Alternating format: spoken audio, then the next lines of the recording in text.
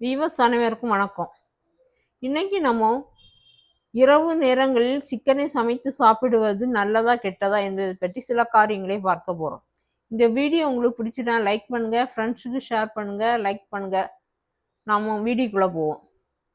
இந்தியாவில் சிக்கனை மிகவும் அதிகம் விரும்பி சாப்பிடுகிறார்கள். சிக்கன் குழம்பு, chicken fry, chicken biryani, grill chicken, tandoori chicken என பல வகையான உணவகங்கள் வழங்குகின்றன. இரவில் சிக்கன் சாப்பிடக்கூடாது, அது அஜீரணமாகாது. காலை மற்றும் மதியம் மட்டுமே சாப்பிடலாம். ஆனால் நம் ஊரில் கிரில் சிக்கன் என்பதையே மாலை 6 மணிக்கு மேல் தான் போடுகிறார்கள்.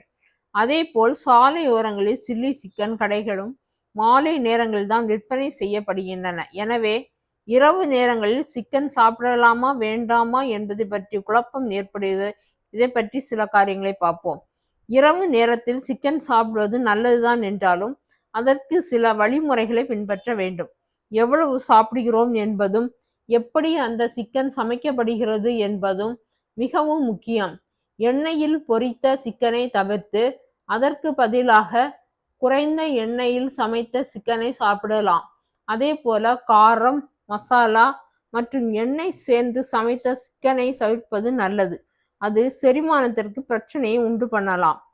இரவு 8 மணிக்குள் சாப்பிட்டு விட்டு உறங்குவதற்கு 2 அல்லது 3 மணி நேரம் இடைவெளி விடுவது நல்லது. சிக்கனுடன் கீரை, வெண்டைக்காய், கோதுமை ரொட்டி ஆகியவை கலந்து சாப்பிடும்போது அது ஒரு சமசீர் உணவாக காணப்படுகிறது. எனவே அளவோடு சாப்பிட்டு ஆரோக்கியமாக வாழ்வோம். நன்றி, வணக்கம்.